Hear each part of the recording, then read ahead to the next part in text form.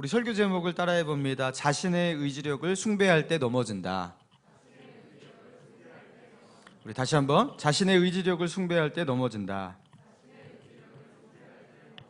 예, 자신의 의지력을 숭배할 때 넘어진다라는 제목으로 본문의 말씀 중심으로 하나님의 은혜 나누기 원합니다. 저희 집에 날로 자아가 강해지고 있는 장남 중학교 2학년 강정현이라고 있거든요. 엄마와 이제 신앙적인 대화를 하는 것을 제가 이렇게 엿들은 적이 있어요. 그런 얘기를 하다가 그 선악과 얘기가 나왔나 봐요. 그러니까 정현이가 이렇게 말하더라고요. 아담이 선악과를 왜 먹었는지 도대체 이해가 되지 않는다고. 나 같으면 끝까지 안 먹을 수 있었을 텐데 그거 지키는 게 뭐가 그렇게 어렵다고 그러면서 여러분 다 누구나 한 번쯤 생각해 봤을 그런 생각들입니다. 자, 이러면서 얘기를 하는데요, 제가 그거 듣다가 웃어버렸습니다. 그게 쉬워 보일 수 있어요. 자, 그렇게 쉬워 보이기도 합니다. 그러나 아담도 그렇게 생각했기 때문에 넘어진 거예요. 그죠? 그 선악과만큼은 먹지 말라는 이 명령이 그렇게 어려운 명령이 아니라고 생각했기 때문에 결국에 그는 넘어지게 되었다라는 거예요. 나중에 깨닫게 되죠. 이 문제가 그렇게 쉬운 문제가 아니었다라는 것을. 여러분, 선악과 앞에서의 그 시험은 아담 자신이 가지고 있는 자신의 의지력만으로 지켜나갈 수 있는 그런 쉬운 문제가 결코 아니었던 거예요. 여러분, 아담이 넘어진 이유가 무엇입니까? 그 문제를 쉽게 모아서 그런 겁니다. 야, 저 정도는 내가 충분히 지킬 수 있지, 이런 마음과 생각을 가졌던 거죠. 여러분, 우리가 믿음으로 살아갈 때 하나님께서 우리에게 주신 의지, 그리고 의지력, 이런 것을 가지고서, 여러분, 의지를 가지고서 열심을 품고 주를 섬겨야 됩니다. 그리고 주님을 위해서 뜻을 품고 계획을 가지고, 그리고 그 계획을 의지를 가지고 실천해 나가면서, 그렇게 밀고 나가면서 그렇게 실천할 수 있어야 돼요. 자, 그러면 하나님이 주시는 귀한 열매가 있는 거죠. 자, 그런데 여기서 조심해야 할 것이 있습니다. 언제나 내 마음은 변하지 않을 거야. 나는 괜찮아. 나는 언제나 이것을 지킬 수 있어. 뭔가 자신의 의지, 그 의지력에 대한 신뢰가 커져갈수록 어느 날 그 사람은 깊은 영적인 추락을 경험하게 된다라는 거예요. 그럴 위험이 있다라는 거예요. 자, 오늘 본문은 바로 그것을 말하고 있는 거죠. 자, 오늘 본문 31절. 자, 31절을 한번 읽어봅니다. 시작. 그때 예수께서 제자들에게 이르시되 오늘 밤에 너희가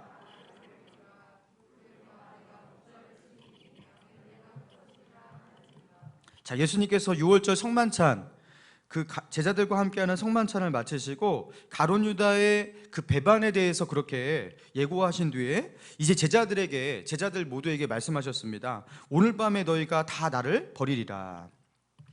그러니까 예수님이 붙잡히시고 난 뒤에 제자들 모두가 자기 살겠다고 예수님을 버리고 도망하게 될 것을 말씀하신 것이죠. 자, 그러자 베드로가 말합니다. 33절. 베드로가 대답하여 이르되 모두 주를 버릴지라도 나는 결코 버리지 않겠나이다. 나는 다른 제자들과 다르다라는 거예요. 자신만큼은 예수님을 끝까지 버리지 않고 떠나지 않겠다고, 예수님을 향한 자신의 마음은 정말 진심이라고 그렇게 예수님에게 어필하고 있는 거죠. 그런데 예수님께서 베드로에게 다시 이렇게 말씀하십니다. 34절 같이 읽습니다. 시작. 예수께서 이르시되 내가 진실로 네게 이르노니. 자, 마가복음에서는요 이렇게 나와요. 오늘 밤 닭이 2번 울기 전에 내가 3번 나를 부인하리라. 자, 닭은 2번 우는데요, 그 2번 울 사이에 너는 3번 나를 부인할 것이다, 그렇게 표현하고 있어요. 여러분, 그런데 보통 유대인들은요 닭 우는 시간이라는 이 고유명사와 같은 그 시간을 지칭하는 명사가 있대요. 그들에게 있어서는 굉장히 통념이에요. 이게 자정 12시부터 새벽 3시까지를 닭 우는 시간이라고 그렇게 통용이 되었다고 합니다. 그러니까 자정부터 새벽 3시까지를 일컬을 때 사람들은 닭 우는 시간 이렇게 표현했다라는 거예요. 그러니까 닭이 울기 전에 너가 나를 부인할 것이다 라고 말씀하신 건요, 적어도 새벽 3시가 되기 전에 너는 나를 2번 부인할 것이다, 이렇게 표현하신 거예요. 자, 지금 예수님과 제자들이 대화하고 있는 성만찬은 저녁 시간이었습니다. 그리고 성만찬이 끝난 뒤에 이 대화를 하고 있는 거죠. 그러니까 베드로는요, 자신이 내뱉은 말을 그날 밤을 넘기지조차 못하고, 그렇게 지키지 못하고 그의 결심이 깨질 것을 그렇게 말씀하고 계신 거예요. 자, 그런데 그런 예수님의 말씀을 들었음에도 베드로는요, 자기 확신으로 충만해서 다시 이렇게 말합니다. 35절, 베드로가 이르되 내가 주와 함께 죽을지언정 주를 부인하지 않겠나이다. 내가 주와 함께 죽을지언정 주를 부인하지 않겠나이다. 설마 내가 죽더라도 그 죽음의 그 상황 가운데도 결코 내가 주님을 부인하는 일은 없을 것입니다 하면서 내가 이 일에 나의 목숨을 겁니다, 이렇게 표현하고 있는 거예요. 그러니까 죽을 각오도 충분히 돼 있다고 말하고 있는 거예요. 여러분, 이 베드로의 고백, 여러분 어마어마하죠? 여러분, 이 베드로의 말, 이거 거짓이고요, 입에 발린 가식이었을까요? 아니면 허세를 부리면서 좀 더 과장하면서 오버해서 표현하는 것이었을까요? 여러분 어떻게 생각하십니까? 베드로가 한 이 말이 거짓이거나 마음에 없는 소리인데 예수님 듣기 좋으라고, 아니면 사람들 앞에서 자신의 어떤 충성심을 과시하기 위해서 그렇게 했던 것일까요? 아니라는 거예요. 여러분, 베드로는요, 이 순간만큼 정말 진심이었습니다. 베드로는 정말로 예수님을 위해서 끝까지 충성하고 또 끝까지 자기가 죽기까지 그렇게 예수님을 따르고자 하는 마음이 진심이었던 거예요. 자신의 그 예수님을 향한 자신의 마음이 정말로 진정 어린 충성심의 마음을 가지고 있다라는 거, 그것을 그렇게 표현하고 있는 거예요. 여러분, 그게 진심이라면, 그리고 이 말이 정말로 가짜가 아니라 진실이라면 왜 베드로는 자기의 고백을 지키지 못했던 것일까요? 왜 그는 넘어졌던 것일까요? 예수님께서 대제사장 가야바의 집으로 끌려가시고 거기서 이제 공의회의 신문을 받을 때였습니다. 베드로는 용감하게 예수님의 뒤를 나름 따랐어요. 그렇죠?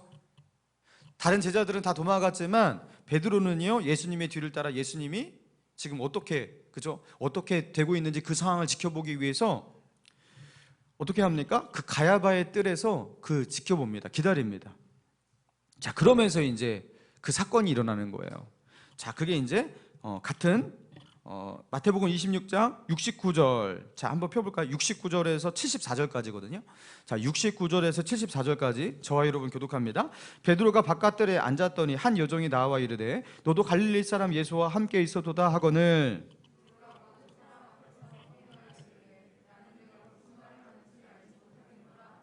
앞문까지 나아가니 다른 여종이 그를 보고 거기 있는 사람들에게 말하되 이 사람은 나사렛 예수와 함께 있었도다 하매,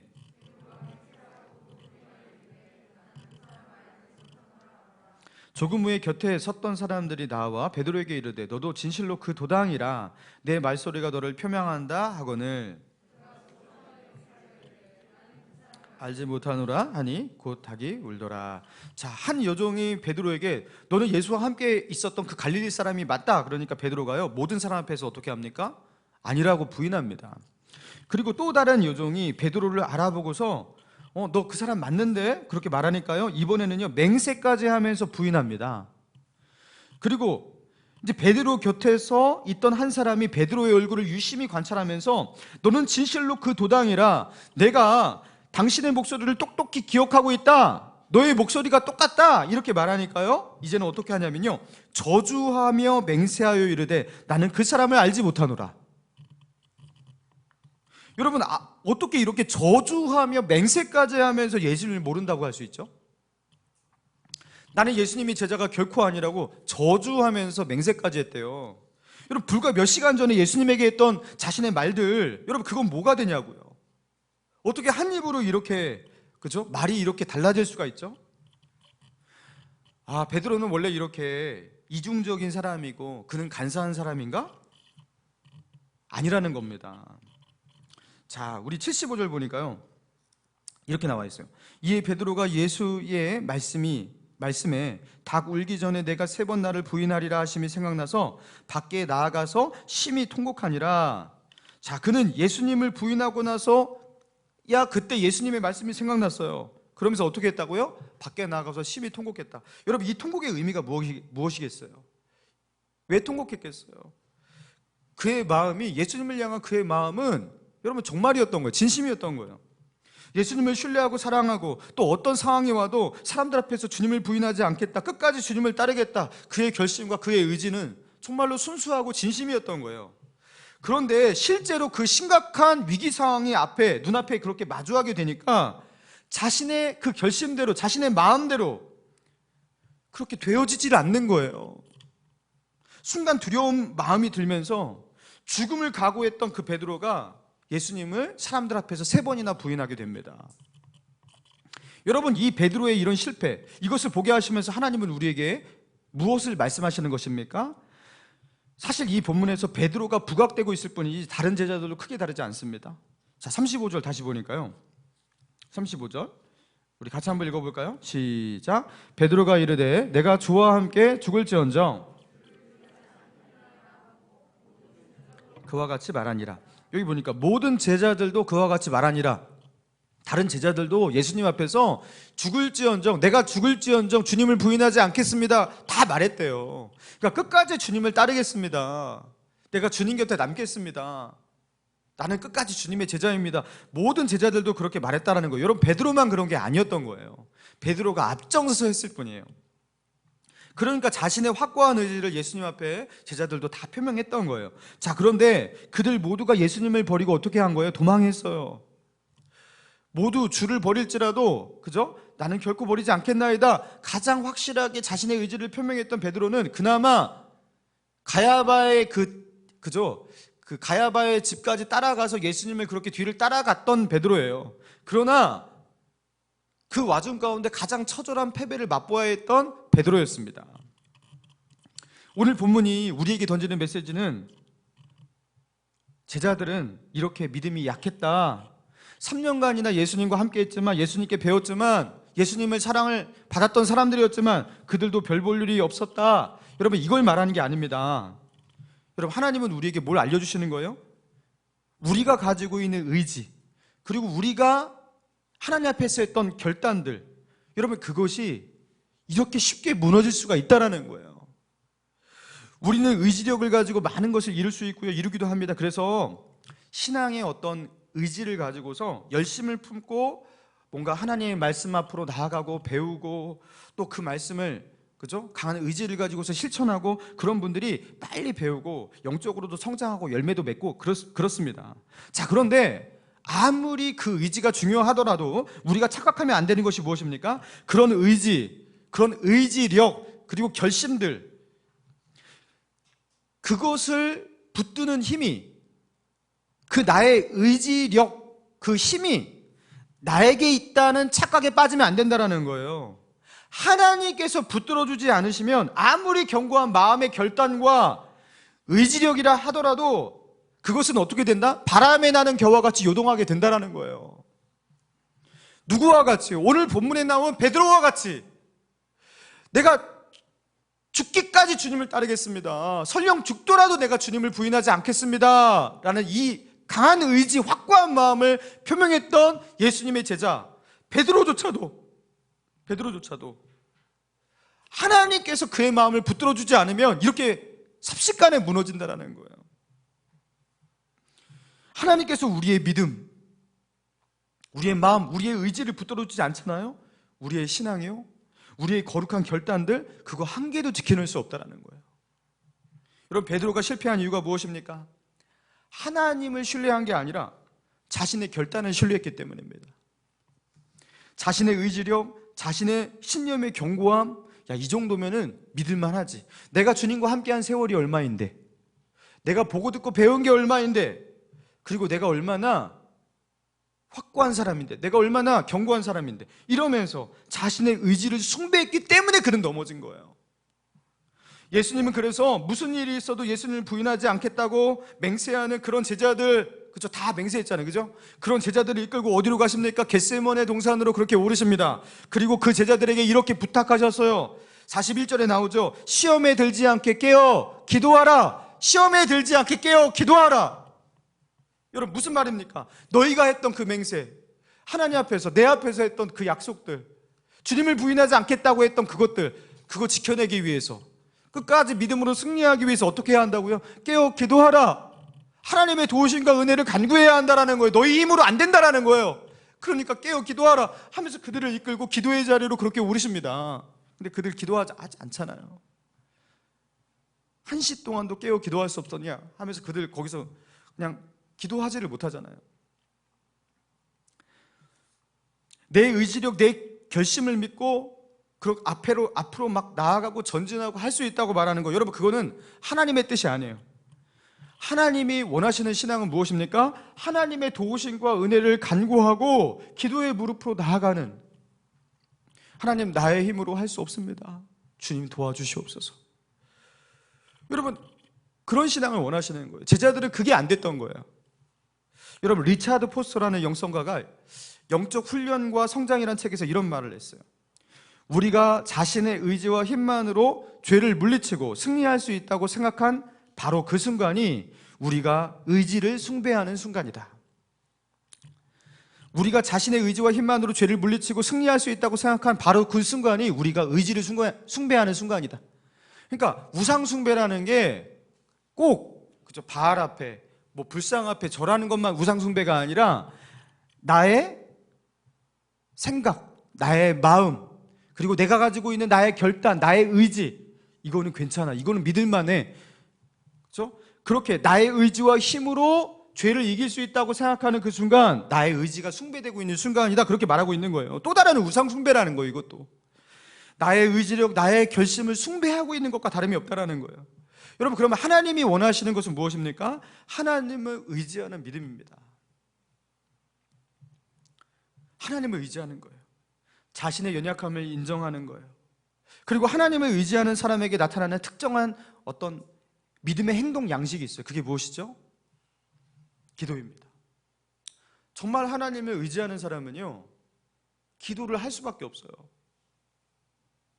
나는 하나님을 의지해요. 근데 기도가 잘 안 돼요. 기도를 잘 안 해요. 그러니까 하나님을 안 의지하는 거예요. 그러니까 하나님을 정말 의지하는 사람은 그것이 하나님께서 만드신 그 기도라는 믿음의 행동 양식으로 나타날 수밖에 없어요. 내가 신뢰가 안 되는데 어떻게 살아요? 그러니까 하나님 도와달라고, 하나님 붙들어 달라고, 여러분 하나님께 기도로 나아갈 수밖에 없다라는 거죠.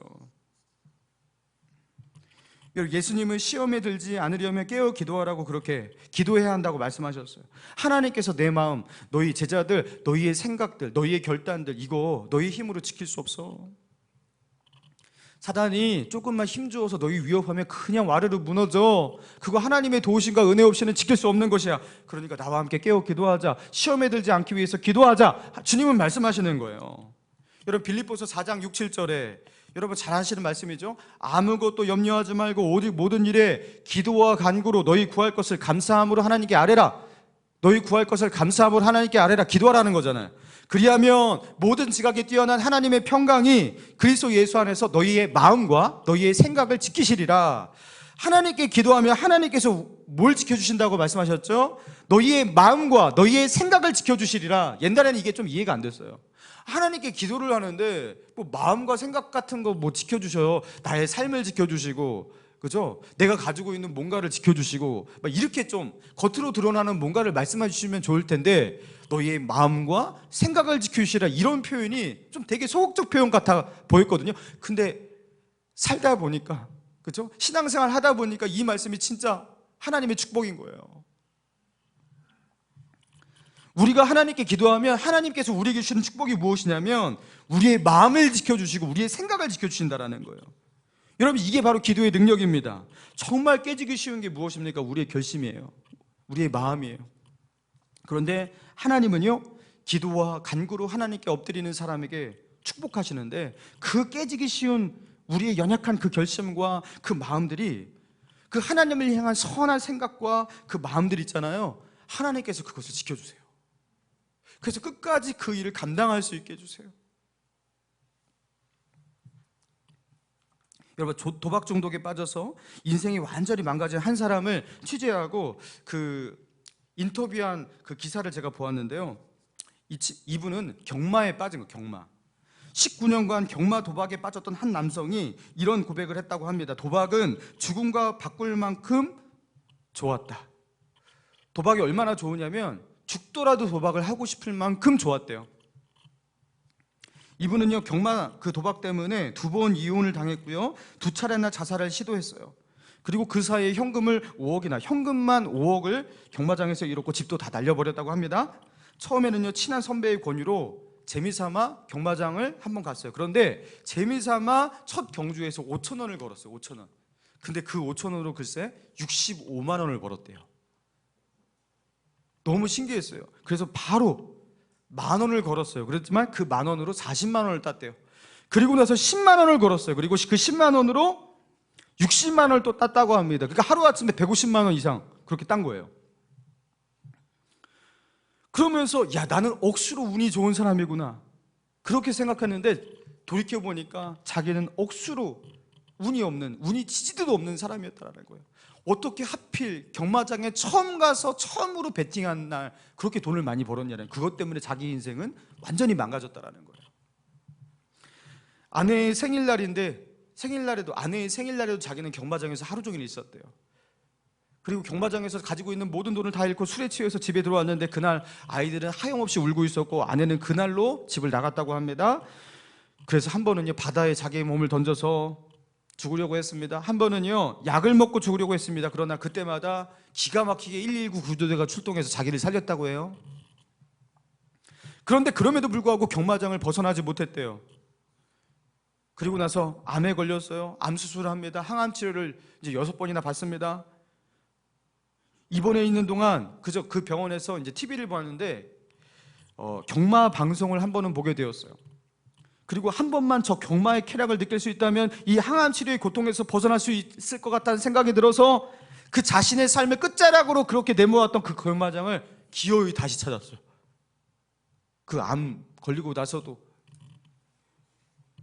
아무리 결심을 해도 끊어내질 못해요. 그래서 이 도박 중독에 걸린 사람을 끊어내는 그 모임에 가입해서 그들과 함께 도박 중독을 겨우 끊었대요.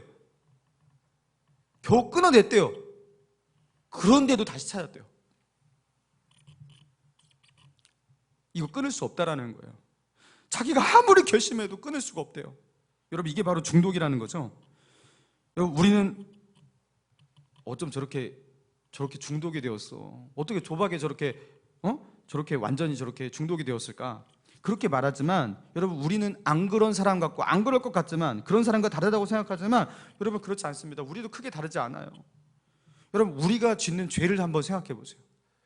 우리가 짓는 죄, 그 죄가 처음 짓는 죄 있습니까? 나 이 죄는 처음 지었어, 이런 죄 있냐고요? 아니죠. 그 죄는 대부분 늘 반복해서 짓는 죄입니다. 그리고 하나님 앞에 회개하고 다시는 안 그러겠다고 했던 죄를 또 짓고 있는 거예요. 그렇게 결단하고 이를 악물고 예수님의 은혜와 사랑을 다시금 기억하고 결단도 해보았지만 다시 그대로 똑같은 죄를 반복하고 있는 그 모습, 여러분, 우리의 모습이잖아요. 여러분, 크게 다르지 않은 거예요. 여러분, 인간의 의지라는 것이 이토록 연약하다라는 겁니다. 여러분, 이거를 먼저 인정해야 하는 거예요. 나는 안 그렇다, 나는 한번 결심하면 다 해내. 여러분, 이렇게 말하는 사람, 그리고서 지키는 척 했던 사람이 누구였냐면 바리새인과 서기관들이었어요. 하나님은 다 아시거든요, 얼마나 약한지. 겉으로는 지키는 척하면서 속으로는 모든 죄를 짓고 있는 그들 다 아시거든요. 여러분, 먼저 우리의 연약함을 인정해야 하는 겁니다. 여러분, 그리고 그저 그 인정한 후에 하나님께 나아가는 거예요. 여러분, 하나님께서 이스라엘을 출애굽시키기 위해서 모세를 부르시고 모세가 애굽왕 바로 앞에 그렇게 나아가잖아요. 그러면서 이스라엘 백성을 놓아달라고 요구합니다. 그러니까 그 바로가 보내지 않잖아요. 그러니까 하나님의 재앙이 시작되는데 이 10가지 재앙이 이제 하나둘 시작되면서 그죠? 이런 기록이 있어요. 바로의 마음이 완악하여 그 백성을 보내지 않았다. 자, 그런데요, 출애굽기 이제 9장에 가서는 6번째 재앙이에요. 6번째 재앙으로 악성 종기의 재앙이 내리고 난 뒤에 표현이 조금 달라집니다. 출애굽기 9장 12절에 그러나 여호와께서 바로의 마음을 완악하게 하셨으므로, 여호와께서 바로의 마음을 완악하게 하셨으므로 그의 말을 듣지 아니하였으니, 이렇게 기록되어 있어요. 그러니까 하나님께서, 여호와께서 바로의 마음을 완악하게 하셨다 이렇게 기록하고 있어요. 그리고 출애굽기 11장 10절에 모세와 아론이 이 모든 기적을 바로 앞에 행하였으나 여호와께서 바로의 마음을 완악하게 하셨으므로 그가 이스라엘 자손을 그 나라에서 보내지 아니하였더라. 그러니까 바로 왕, 그 왕의 마음의 그 완악한 마음, 여러분 그게 어떻게 생긴 거냐? 하나님께서 그를 완악하게 하셨다 이렇게 말하고 있어요. 여러분 이거는 좀 세밀한 해석이 필요합니다. 그러면 하나님 책임이네 이렇게 해석할 수는 없어요. 하나님께서 그 완악한 마음을 그대로 그렇게 허락하셨다 이렇게 볼 수도 있으니까요. 아무튼 하나님은 그 마음을 부드럽게도 할 수 있는 분인데 그 마음을 완악하도록 내버려 두셨고 그저 그렇게 만드신 거예요. 그렇다면 그 완악한 마음을 안 주시고 그에게 부드러운 마음을 주실 수도 있는 분이 하나님이라는 거 아니겠습니까? 하나님을 향해서 열린 마음, 하나님을 두려워하는 마음, 하나님을 향한 경외하는 마음, 이 마음을 주실 수 있는 분도 누구라는 거예요? 하나님이라는 겁니다. 여러분 그분은요, 우리 하나님은요 사람의 마음을 붙드시는 분이고 사람의 마음 안에서 일하시는 분이고 역사하시는 분이라는 거예요. 성경은요 많은 곳에서 이것을 우리에게 알려주고 있어요. 하나님은 우리 마음 안에서 역사하시고 일하시는 거예요. 여러분 그래서 하나님의 역사가 우리 눈에 잘 안 보이기도 하는 거예요. 여러분 잠언서 21장 1절에 이런 기록이 있어요. 왕의 마음이 여호와의 손에 있음이 마치 봇물과 같아서 그가 임의로 인도하시느니라. 왕의 마음이 여호와의 손에 있음이 마치 봇물과 같아서 그가 임의로 인도하시느니라. 하나님께서 왕의 마음을 이렇게 인도하신다. 여러분 하나님께서 왕의 마음만 인도하시고 왕 밑에 있는 사람을 인도 안 하신다라는 표현이겠어요? 아니잖아요. 사람의 마음 안에서 역사하시고 다스리시고 일하시는 분, 여러분 그분이 하나님이라는 겁니다. 그러니까 하나님께서 우리를 축복하실 때 그 축복이라는 것은요 꼭 우리에게 막 돈벼락을 내려주신다라든가 그죠? 우리의 삶 가운데 뭔가 보여지는 형통이 막 펼쳐진다라든가 여러분 그것만이 축복이 아닌 거예요. 하나님께서 주시는 축복은요 많은 경우 어떻게 시작됩니까? 우리 마음 안에서 시작되는 거예요. 마음 안에서 그분이 역사하시고 일하셔요. 근데 하나님께서 마음을 바꿔버리시니까요 많은 것이 되어버리는 거예요. 여러분 요셉에게 준 축복이 무엇입니까? 요셉이 어떻게 그토록 형제들에게 버림을 당하고 인신매매 당하고 여러분 그 상황 가운데 어떻게 삐뚤어지지 않을 수가 있죠? 여러분 그 가운데 어떻게 하나님을 경외하는 믿음을 가지고 살아낼 수가 있냐고요. 그냥 하나님을 원망하고 버려야지. 여러분 이게 요셉을 향한 하나님의 축복이에요. 그 마음을 하나님께서 어떻게 하신 거예요? 지켜주신 거예요. 붙들어 주신 거예요. 하나님의 선물이고요 하나님의 역사가 그 마음 안에서 시작된 것입니다. 베드로를 비롯한 예수님의 제자들은요 자신들의 마음과 생각을 스스로 지킬 수 있다라는 이 착각에 빠진 것이에요. 그리고 그들은 자신의 마음을 지키시고 하나님께서 붙드셔야지 그래야지 믿음을 지킬 수 있는데 여러분 자신이 이 정도면 괜찮아라는 이 생각과 이 오만한 마음을 가지고 어떻게 했던 거예요? 그들은 하나님을 신뢰하지 않았습니다. 하나님을 의뢰하지 않았습니다. 기도하지 않았습니다. 그리고 그들은 철저히 넘어졌습니다. 자신의 의지와 생각을 변치 않고 끝까지 지켜낼 수 있는 사람 바로 나다. 이 정도면 괜찮다 생각한 거예요. 그것을 굉장히 쉽게 생각한 거예요. 결국에 하나님을 의지하지 않고 자신의 의지를 숭배한 겁니다. 그리고 넘어진 겁니다. 사랑하는 성도 여러분, 영적 전쟁은요 마음 안에서의 전쟁입니다. 그러나 내 마음은 내 힘으로 지켜낼 수가 없어요. 여러분 누군가를 용서하십시오 그러면 어떤 분은요 너무 괴로워요. 저도 용서하고 싶은데 용서가 안 된대요. 여러분 내 힘으로 못해요. 내 힘으로 그게 안 된다니까요. 저 사람을 품에 안고 싶은데 그죠? 포용하고 싶은데 내 마음이 그게 안 돼요. 나도 믿음 가지고 열정적으로 그저 순종하며 살아가고 싶어요. 근데 그게 내 힘으로 안 돼요. 여러분 우리가 이런 많은 패배와 절망을 경험했잖아요. 그러면서 우리가 깨닫고 그죠? 우리가 알아야 될 것은 무엇입니까? 하나님의 도우심과 하나님의 은혜로 하나님께서 내 마음을 지켜주셔야 되는구나. 내 힘으로 내 마음을 지켜낼 수가 없는 것이구나. 내 의지는 분명하기 때문에 확고하기 때문에 괜찮다. 이게 죄악이고 이게 교만이구나. 하나님이 은혜 주시지 않으면, 하나님의 도우심이 없다면 우리는 결코 내 마음을 지켜낼 수 없다는 거예요. 사랑하는 성도 여러분, 그래서 시험에 들지 않게 깨어 기도하시기 바랍니다. 여러분 깨어 기도하셔야 돼요. 오늘 하루 내가 믿음으로 살 수 있어, 이 정도면 괜찮아, 그러면서 기도 하나도 하지 않고, 여러분 그렇게 우리가 일하러 나아가고 우리 삶의 전선 가운데 그렇게 용감하게 나가지 않습니까? 근데 하루를 돌이켜보면 하나님 생각이 한 번도 안 났어요. 주님은 빛이라 우리를 소금이라고 했는데 빛이고 소금이고 그냥 사는 것 자체가 힘들었어요. 여러분 그렇게 월화수목금토 여러분 그렇게 살다가 여러분 다시 돌아오고 이러지 않습니까? 여러분 이거요, 하나님의 은혜가 필요한 일이에요. 하나님의 은혜와 도우심이 필요해요. 모든 지각에 뛰어난 하나님께서 우리의 마음과 생각을 지켜주시고 우리가 마땅히 가져야 될 그 생각을 그때 하게 하시고, 그죠? 그때 그 위기의 순간 가운데, 그 죄악의 유혹 가운데서 하나님께서 우리의 마음을 지켜주셔서 하나님의 말씀이 생각나게 하시고, 그리고 말씀대로 살면 될 수 있다라고 한 어떤 그런 자신감과 그죠? 확신을 갖게 하시고, 세상의 그 위협 앞에 이상하게 세상이 커 보이지 않고 하나님이 더 크고 위대해 보이고, 여러분 이런 마음, 여러분 이거 하나님이 주시는 축복이고 선물인 줄 믿습니다. 하나님의 은혜와 도우심을 간구함으로 모든 지각에 뛰어난 하나님의 역사를 우리 마음 가운데서 경험하는 저와 여러분 되기를 주님의 이름으로 축원합니다. 이 시간 우리 주신 말씀 붙들고 우리 같이 기도하며 나아가기 원합니다.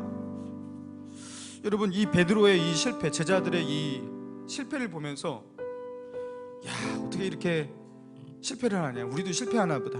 여러분 단순히 이런 메시지가 아니에요. 하나님께서 우리의 마음과 우리의 생각을 지켜주지 않으면 아무리 예수님 앞에 3년 동안 보고 듣고 배우고 기적을 체험하고 뭘 했던 베드로도 그냥 넘어지깁니다. 삽시간에 무너집니다. 그리고서 그 무너질 제자들을 이끌고 예수님이 가신 곳이 어디예요? 겟세마네. 얘들아 나와 함께 깨어 기도하자. 너희 시험에 들지 않게 나와 함께 깨어 기도하자. 하나님의 은혜와 능력과 도우심 없이는 너희 결코 이길 수 없어요. 하나님 의지하는 거 가르쳐주신 거죠. 너희 그냥 눈을 부릅뜨고 내 앞에서 자신의 결단과 분명한 각오를 말했지만 아무리 너희가 그거 해도 하나님의 은혜와 도우심 없이는 안 된다라는 거. 그리고 그들은 결국에 이 실패를 통해서 너무나 중요한 신앙의 원리를 배우게 됩니다. 내 의지, 내 결단, 그거 아무것도 믿을 거 못 되는구나. 그 선악과 앞에서의 시험과 유혹들, 하나님의 도우심과 은혜 없이는 절대로 내가 지킬 수가 없는 것이구나. 우리 이 시간 기도할 때 주여 아버지, 내 힘으로 승부하려고 했던 것, 내가 나의 의지와 결단으로 내가 한번 세상을 이겨보려고 했던 것, 믿음으로 살아보려고 했던 이 모든 오만과 교만을 다 내려놓겠습니다. 이제 하나님의 은혜와 도우심을 구하며 엎드리는 자가 되기 원합니다. 기도하는 자가 되기 원합니다. 하나님 나를 붙들어 주시옵소서. 기도하는 믿음의 사람 되게 하여 주시옵소서. 하나님을 의지하고 한 발짝 한 발짝 걸어가는 자가 될 수 있도록 도와주시옵소서. 이 시간 주여 한번 부르시고 기도합니다. 주여, 주여. 아버지 하나님, 아버지 하나님, 내 힘으로, 내 결단으로, 내 의지로 아버지 할 수 있다고 생각했던 우리의 교만을 내려놓습니다. 주여 용서하여 주시옵소서. 하나님, 우리는 연약합니다. 하나님, 우리의 결심과 의지는 아버지 하나님, 이 인간의 의지는 너무나 연약합니다. 주여 아버지 하나님, 여호와 하나님께서, 우리 성령 하나님께서 붙들어 주시고 이끌어 주시고 인도하여 주시지 않으면 나는 아버지 하나님 주님 앞에 설 수가 없습니다. 믿음으로 살아낼 수가 없습니다. 이 영적 전쟁 가운데서 승리할 수가 없습니다. 주여 도와주시옵소서. 주여 은혜를 베풀어 주시옵소서. 아버지 연약한 나를 붙들어 주시옵소서. 아버지요 하나님, 아버지 하나님 의지하지 않고 아버지 하나님의 도우심과 은혜를 간구하지 아니하고 하나님, 내가 믿음으로 살 수 있다고 아버지 그렇게 자만했던 아버지 하나님, 이 제자들이 바로 우리의 모습입니다. 주여 아버지 하나님, 기도하지 아니하고 아버지 하나님 신앙생활 할 수 있다고 생각하는 우리의 자만, 아버지 하나님 교만 내려놓게 하여 주시고 아버지 겸손하게 주 앞에 나아가게 하옵소서. 아버지 하나님, 우리의 마음과 생각을 지켜주시는 아버지 하나님, 하나님의 은혜, 아버지 호소하는 자가 될 수 있도록 인도하여 주시옵소서. 하나님, 기도가 우리의 삶에 아버지 하나님 습관이 되게 하여 주시고, 아버지 하나님 주 앞에 나아가 무릎 꿇을 때 아버지 그것이 우리의 기쁨이 되게 하시고 능력이 되게 하시고, 아버지 그곳에서 아버지 하나님 하나님의 은혜와 도우심과 능력을 체험할 수 있게 하여 주시옵소서. 아버지 주 앞에 나아가 엎드리는 자가 되게 하여 주시옵소서. 아버지 하루를 시작하기 전에 주 앞에 엎드리게 하여 주시옵소서. 하루를 마치기 전에 주님 앞에 엎드리게 하여 주시옵소서. 주 앞에 의탁하게 하옵소서. 주님을 신뢰하게 하여 주시옵소서. 주님 아버지 도와주시옵소서.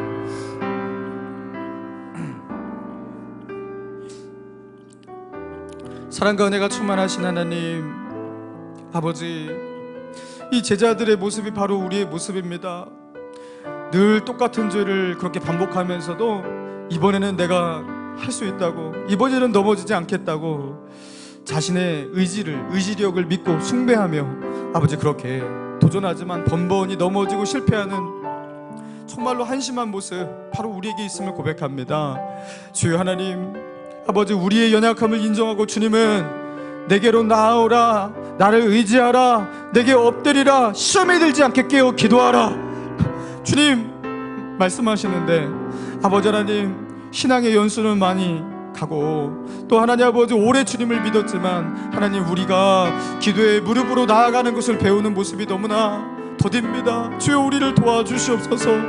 하나님, 하나님을 의지하고 하나님께 엎드리고 주여 하나님 주의 은혜와 도우심을 간구할 때 비로소 우리가 승리할 수 있음을 하나님 깨닫고 하나님 아버지 그것을 인정하고 하나님 기도가 우리의 삶이 되게 하여 주시옵소서. 하나님께 엎드리는 순간이 우리 삶의 가장 우선순위가 될 수 있도록 도와주시옵소서. 기도하는 것이 우리의 삶의 능력이고 우리의 삶의 보물임을 깨닫게 하여 주시옵소서. 하나님, 그리하여서 하나님 차일피일 미루지 않게 하여 주시고 오늘부터 하나님 기도하는 사람 되게 하여 주시기 원합니다. 주 앞에 엎드리는 사람 되기 원합니다. 우리 앞에 있는 시험을 기도로 이기며 나아가는 자 될 수 있도록 도와주시옵소서. 우리를 붙들어 주시옵소서. 우리 다음 세대 우리 자녀들을 키울 때 하나님 기도 없이 키울 수가 없습니다. 주님, 우리 어머니 아버지들이 주 앞에 나아가 엎드릴 때 아버지 하나님 그들을 양육할 수 있는 지혜를 주시고 아버지 그들을 어떻게 아버지 하나님 말씀으로 아버지 그렇게 인도할지 아버지 하나님의 도우심과 은혜가 임할 줄로 믿습니다. 하나님, 어머니 아버지들이 엎드릴 때 아버지 자녀들의 마음 가운데 일하시는 하나님의 역사가 있을 줄 믿습니다. 주여 도와주시옵소서. 눈물로 하나님께 나아가는 아버지 하나님 기도하는 어머니 되게 하시고 아버지 하나님을 신뢰하며 하나님께 엎드리는 기도의 아버지 될 수 있도록 도와주시옵소서. 인도하여 주시옵소서. 예수님의 이름으로 기도합니다. 아멘.